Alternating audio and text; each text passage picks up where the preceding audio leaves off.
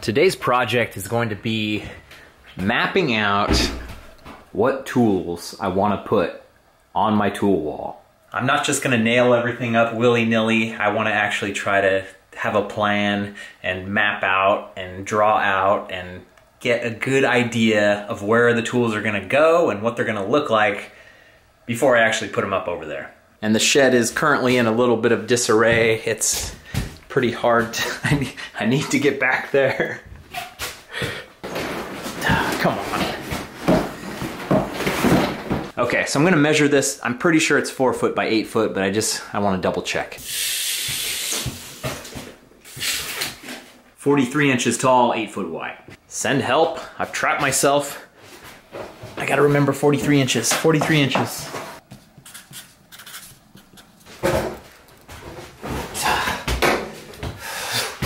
So here's the plan. I got this roll of butcher paper, and I'm gonna use it to mark out where my tools are gonna go. It's gonna be my template. It doesn't have to be perfect, but let's see if we've got 43 inches and 8 feet here. 48 inches.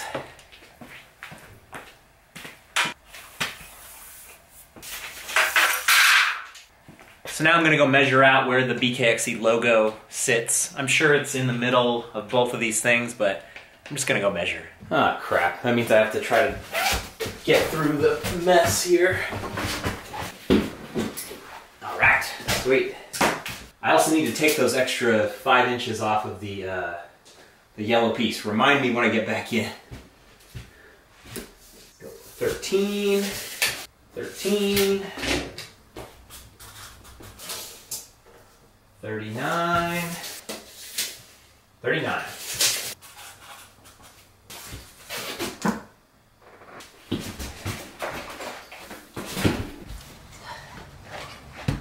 Not a problem. Was that the only tape measure? I thought I had a tape measure in here, and I thought I had a tape measure out there. Back to the shed.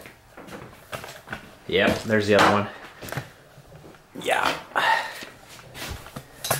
All right, so before I forget, I'm gonna mark that 5 inches off the bottom that needs to go.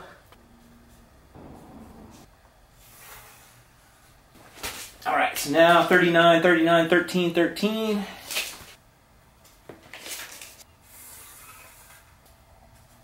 So this is the rough approximation.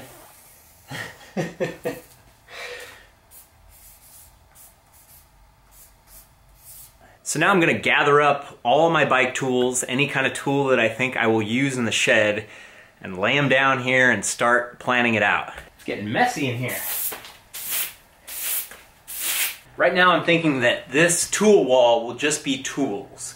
We'll see how it evolves as I get to actually working on it, but I want to keep like lube and extra parts and tires and all that stuff separate. So I'm not doing pegboard for the tool wall. I don't really like pegboard. I don't like the way it looks. Everybody does pegboard. I want to do something a little different that looks good on camera and hopefully is functional, even though everything you put on is permanent. One way I'm going to get around that is by using these magnet tool hangers. So I've only got one right now, so I'm going to cut like a cardboard template out and lay them out and see how everything kind of looks and test the strength of how much weight these things can hold. Hopefully this will be my secret weapon in this whole thing. So I might as well just make some clones of this thing while I'm at it. Try not to get it too blue here. Whoops. That'll be the bottom side. So I'm going to make a few more templates like this, and then we'll start to lay the tools out. So something like that would take up pretty much the entire wall already. So let's play with this. I've made a nice mess of the garage here.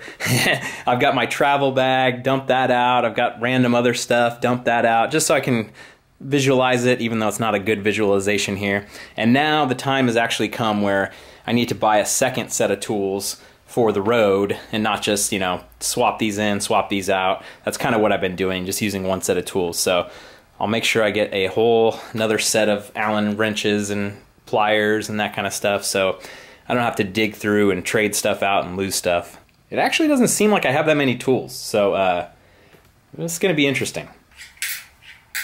Somehow all these screwdrivers and these picks are made in the USA. I went out of my way to try to find them.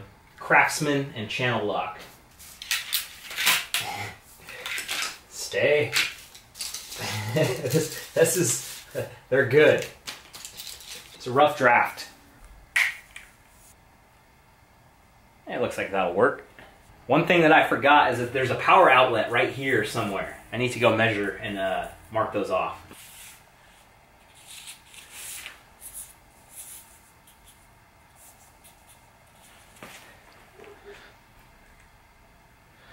Go do the other side now. I'm also figuring that the most used tools should be down by the bottom and the tools I don't use that much will be up top. The lube is not part of it, it's just a paperweight. This is my Torx T-handle set, made by Bondhus and actually made in the USA as well. And this little case here stands up pretty well vertically, so I think I'm just gonna mount it to the wall like that. I guess I should do my best to describe the name of these tools, even though I'm gonna mess them up. So this is a cable cutter. This is also a cable cutting type plier. This is a quick link tool, so your quick link on your chain, it'll pop that off. This is a cable puller, and it basically acts as a third hand. You get your derailleur cable through here, and you can kind of pull, and it kind of latches on. I'll show it to you guys eventually. And just another set of pliers. Made in China, made in China. This is my hacksaw. I actually have a carbon fiber blade back there, and a regular metal blade here. Obviously, I would not cut with both of these on, just for storage purposes. This is called the crown race tool. So normally, on top of a fork, there's something called the crown race, which is like a piece of metal that kind of acts as a buffer between the frame and the top of the fork. And you would put this on here, and you would try to like get it, and then hammer it up or hammer it down. Like when you're putting it on, you have to hammer it down, and then maybe if you're trying to get it off, you could kind of wedge it up and pop it off. That's a pretty good start for the right side. Let's start working our way over here.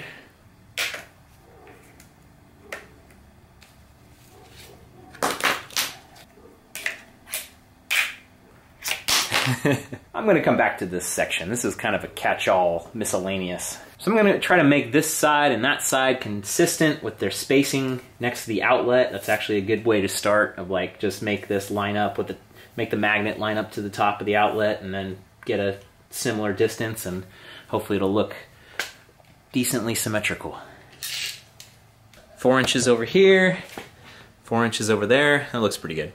So I'm considering whether to take these out of the sheath and line them all up nice and pretty. I think I'm just going to leave it in the case because I like to know the number sizing. I can't really eyeball anything at this point. These are also Bondhus, also made in the USA. I have a link in the description to the Amazon page where I got these from. This is also Bondhus. This is also made in the USA. So this is the normal metric. What do you call this? That's Torx. This is standard. Whatever you call it, they're nice. So this little doohickey is a guide for sawing your head tube or your handlebars. So you put your handlebars or your head tube through here, you tighten it down, and then it makes it way easier to saw it down. I don't have a vise, so you put this in a vise, and that's how it actually gets done. I'll get a vise eventually. I wonder if all this stuff will fit on this same one. All right, this is gonna be a pain in the butt to take off. Not too bad. I should probably get on Amazon right now and order the extra 1, 2, 3, 4, 5 of those magnet thingies right now.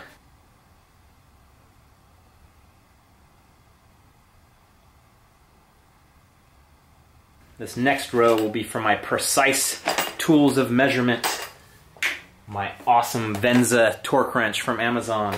And my Vinca calipers. So this thing's so cool because you can like measure the distance between your dropper post lever and your brake lever and kind of always get that set to what you exactly want it to be and measure stuff inside and out. I feel like storing this on a magnet is a very bad way to go.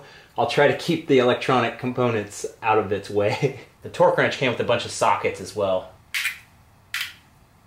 And some kind of grease. The chain checker tool, that'll go perfect in this set of instruments. And the old rotor bender thingy.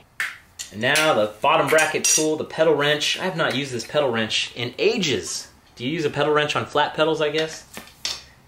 So I have to say it's looking a little sparse right now. I've got a few other things I can add to the mix, but I want to keep a balance between it looking kind of clean and being just a giant jumble of all kinds of stuff.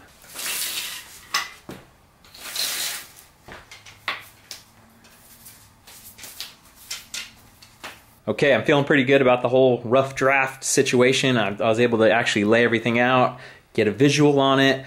I'm sure there's some tools I'm going to add, some tools I'm going to get rid of. Now that I can't park my car in the garage, I've got this mess, so I'm basically held hostage waiting for the other magnet tool things to come. I'm getting very hungry right now. Don't feel like cooking, so I want to show you guys what I think is the best fast food hamburger there is. But first, I've got to hit up the UPS store. I got an email that I had a package delivered. Always getting packages, never know which ones they are.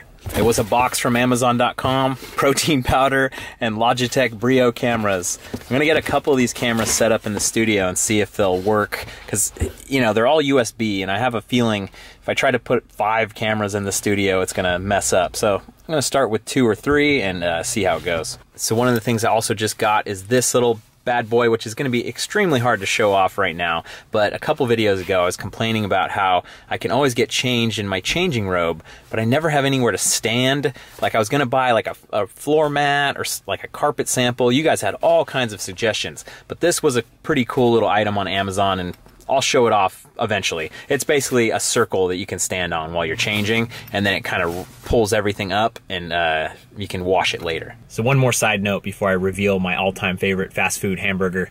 I've been sick the past couple weeks. You guys saw that on those last couple rides down in Southern California.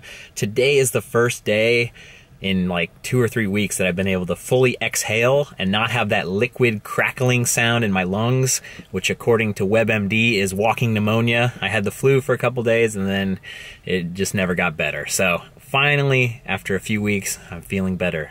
It's a good thing. So eventually these videos will have me riding a bike again.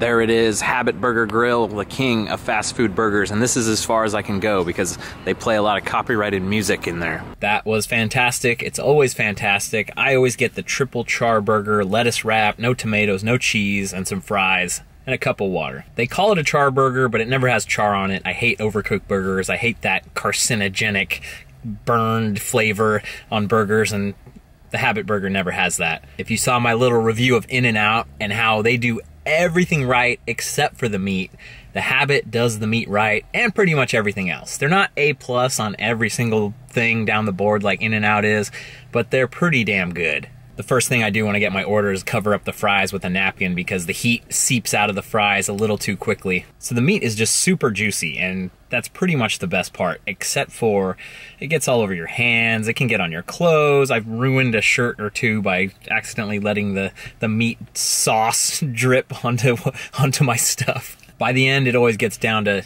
fork and knife territory on the burger, but that is perfectly fine. It is a hell of a meal. I think mine was about $8 tonight, and that fills me up just right.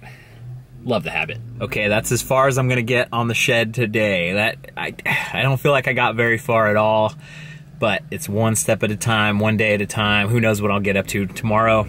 Thanks for watching, you guys. I'll see you on the trail.